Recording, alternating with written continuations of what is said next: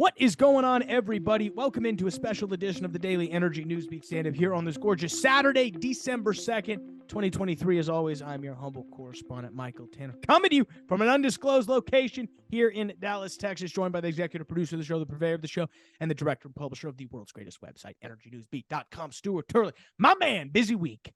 Oh, it's been a beautiful day in the neighborhood and a busy week in the neighborhood. Boy, I didn't get that out very well, did I? Yeah, no, it's been a great week.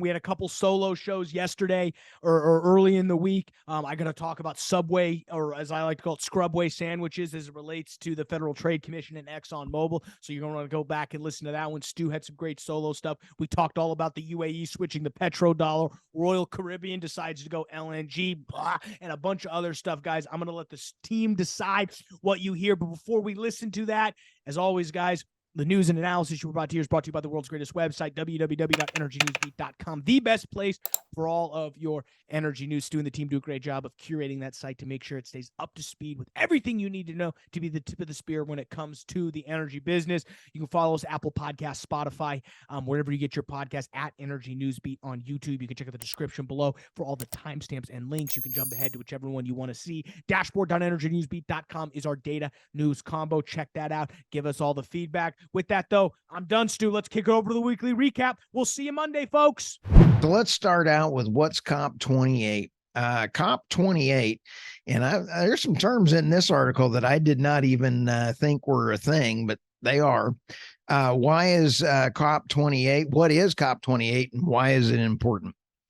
It's going to be talks in Dubai, and the agenda, the phase down or even phase out of fossil fuels, a global goal to help the world adapt to extreme weather events. Okay, here's the funny part. You also have Saudi Arabia attending. You also have who is investing an awful lot into hydrogen, renewable energy. So I can understand that, but they have Saudi Aramco also showing up, which is the world's largest oil company. Okay. Without Saudi Arabia using Saudi Aramco's funds from oil and gas, they couldn't make the energy transition.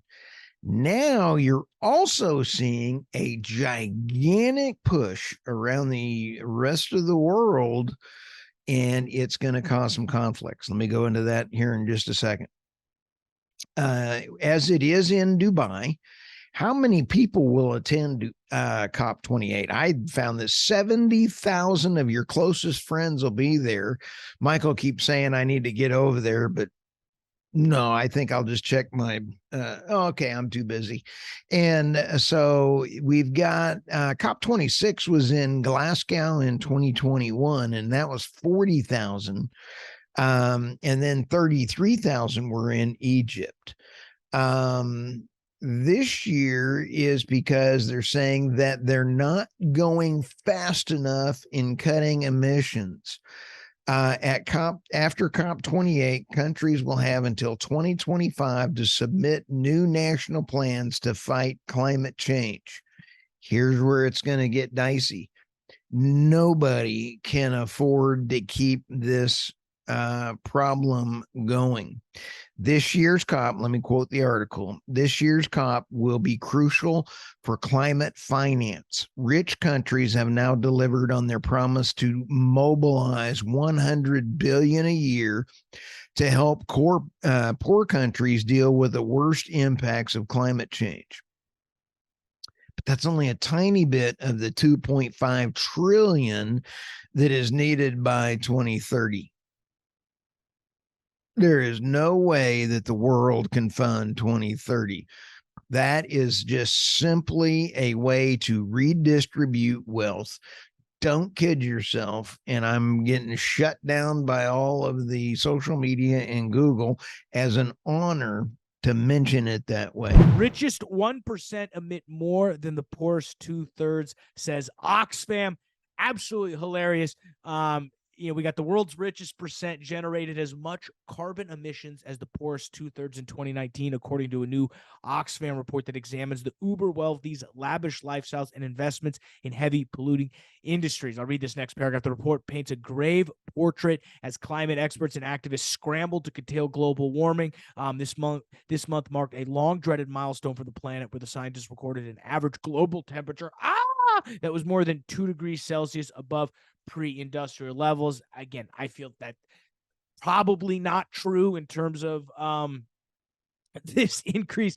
But again, the point of this is, according to this Oxfam's report, carbon emissions of the world's 1% surpassed the amount generated by all car and road transportation globally in 2019, while the richest 10% accounted for all half of global carbon emissions. The richest 1% are enough to cancel out nearly the work of 1 million wind turbines. So for all of those wind turbines going up in West Texas and the Midwest here, Al Gore is single-handedly knocking you down.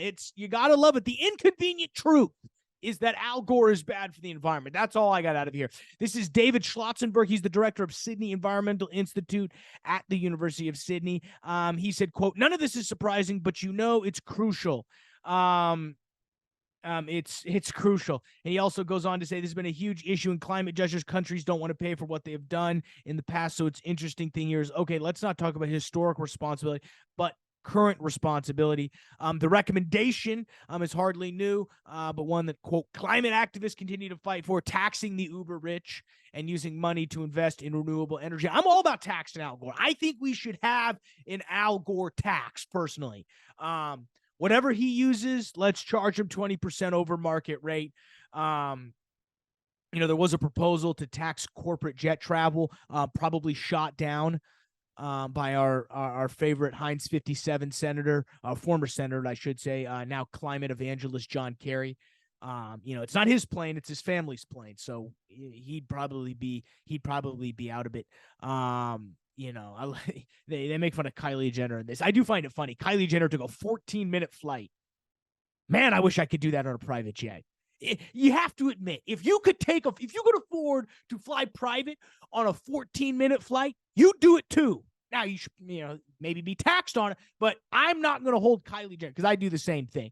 But again, this is, we all know, if you're rich, you use more energy. That's kind of the point. It's why all other countries want to become rich. Now, the problem is, to a point, the richer you become, the more energy used, but the efficiency goes up. But there is a point when you latch into this 0.01%, as this article says, that you do begin to use astronomical amounts. Who knew that massive mansions use more electricity than apartment complexes? Who knew? Who knew, folks? So let's go to our buddies up in the Canada. We finished up Heidi and Terry again, two really classy Canadians up there. Danielle Smith conjures up a new A-bomb to drop on Trudeau's meddling in Alberta power grid. Their president or prime minister, Trudeau, is absolutely a moron. I'd like to see our moron play ping pong with their moron, and I'll raise you a moron. Yep. This is absolutely despicable. The A-bomb is for Alberta Crown Corporation. Electricity generation represents Alberta arming up to reverse the broken federal provincial power dynamic. Here's the problem, Michael. They are going to go challenge a 15-year earlier previously agreed upon by the Crown. And this is private industry could do this with natural gas, but they want to go ahead and change the entire base load for Alberta to renewable. Renewable does not work in the cold. I'm sorry. This is absolutely nuts. It's exactly what I was going to say. Imagine all those batteries seizing up in the freezing, frigid winter. Oh, that's like me on a podcast when my batteries run out on my Zoom hardware recorder. Hold that thought, Mr. CEO. This is As Smith described it, the new Crown Corporation will be similar to Eckport, owned by the city of Edmonton, or Inmax, owned by the city of Calgary. Quote, we want the private sector to step in with new natural gas generation, with new nuclear generation. But if they don't, we need to step in. We're sending a message to the market. This is a reluctant entry. It would be a generator of last resort. The government's forcing them to go to renewable. Yeah, it's absolutely insane. I don't get And it. it's going to backfire and bite them in the booty soon. Trust me. Oh yeah. He said booty. Okay, let's go to China. We're going to flap our wings all the way around to China now. Okay, China boosts coal and gas consumption as power demands record high. Chinese authority have been keeping avoid last year's power shortages. I applaud China for one reason. They're taking care of their citizens first, not like the US where we're like third rate. We're like going, hey, what's going on? China is trying to get all the power they can to their citizens and elevating as many people out of poverty as that they can. They have, as we talked about, 140 gigawatts. This winter is coming up on its peak demand. It's rising by 12.1%. That's a lot of gigawatts that it's rising, dude. Yep. And every little, so that's why John Kerry should stop flying on his private jet. Oh, the other article we had on Newsbeat this week was a hoot. It was, there's two of them that were out there. Amazon Bezos, his one yacht is putting out more than, I believe it was 47,000 people, something like that, on their homes. You got to be kidding me. One guy, one yacht. The other article was 1%. The 1% is emitting more CO2 than 60% of the rest. Speaking of royals, let's go to Royal Caribbean takes delivery of LNG power plant in Powered Giant in Finland. Michael, you were kind of funny when we were chit-chatting about the show ahead of time. A unit of Royal Caribbean, this is Royal Caribbean International. I just did my podcast with Sean Strawbridge, and we were talking about the LNG gigantic cargo ships that are being rolled out from China, and they're already bought. These things were bigger than the Empire State Building. Now, this is fantastic news because it is less carbon footprint than just about anything else they can. This is 365 meters long, icon of the seas. It is just amazing. The first cruise line that can be powered by LNG. Now, I did not know this, Michael. You're limited on where you can fill these bad dogs up. You just don't drive up and go ding, ding, across the little airline on the floor on a gas station. You used to have the guys run out and fill you up. No, nobody's going to be in a monkey suit standing there to fill you up on this thing. You got to go to where there's LNG. And Sean Strawbridge was really apt to say, hey, we're years away from this. So this could be limiting in the ports of call that you could go to with this bad dog. Well, two things. One, I hate cruises, so I'm going to be completely skewed on this. I think people that takes cruises are bums, to be honest with you. And I apologize if you do take cruises, but not a fan of cruises. Okay. Second off, I do find it hilarious. Royal Caribbean, the place where probably the most amount of emission, the amount of food that gets eaten on a cruise is disgusting. You walk by all of those buffets, it's just 7-day-old hot dogs. The nice part is now that it's LNG powered and we're quote unquote net zero, you can actually eat those hot dogs and it won't cause an uptick in carbon. So thank you, Royal Caribbean, for keeping us net zero by allowing us to take down more of your disgusting hot dog thing. I have to say, I just hate cruises, Stu. So I will not be trying this new LNG powered icon of the seas. I forget, it was a Royal Caribbean cruise I went on. I think it was It was Tradition of the Seas. It was one of the Seas brand. Oh, horrible. I hate it. I guarantee you went on the Disney Royal Caribbean. No, and they trust me. If it was a Disney cruise, I wouldn't have come back because I would have jumped off and you'd have just left me at sea. Oh yeah, because I could see the kids running up to you and going, Mickey. They're thinking you're if Mickey Mickey was Mouse. making me pancakes, ooh, I'm good. Hey, let's go to the UAE. UAE stops buying using the petrodollar, the US dollar, for oil trades. Dude, this is about as big as it gets. It's disastrous. It is. You and I have been on the story for BRICS for a long time. Yep. And the UAE just gave the double barrel finger to the Biden administration with this move. The BRICS, which is Brazil, Russia, India, China, and South Africa, they expanded it to the UAE, Saudi Arabia, Egypt, Ethiopia, Iran, and Argentina. And you're going to see a major demise of the US dollar.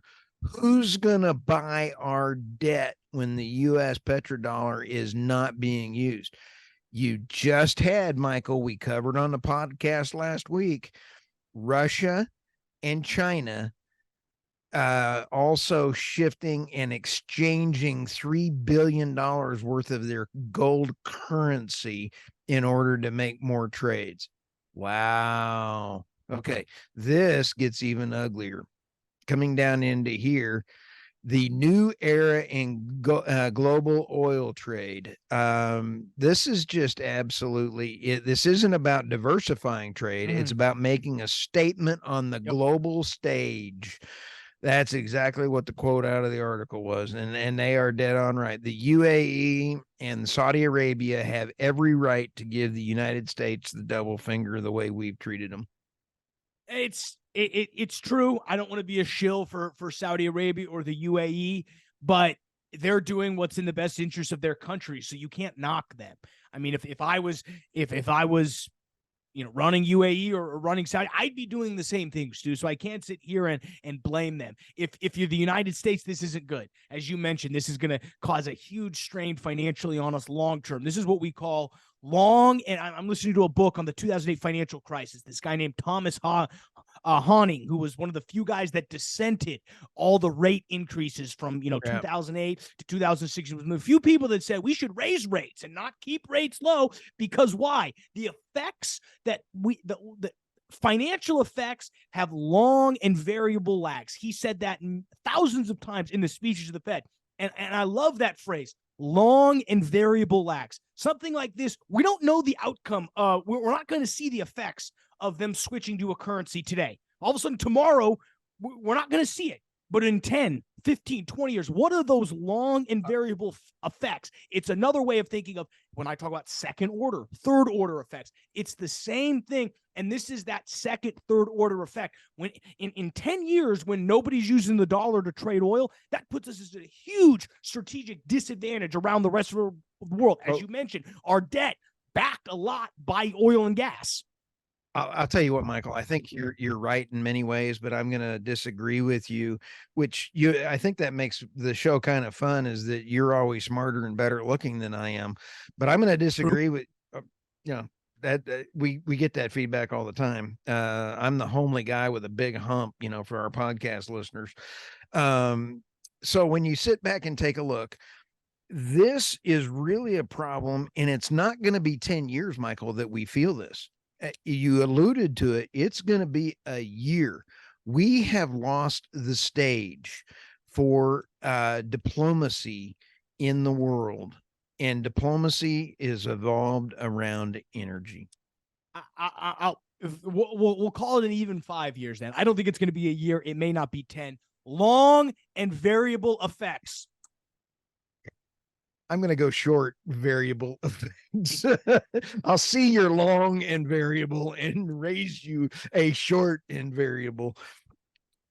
Fair enough. Fair enough.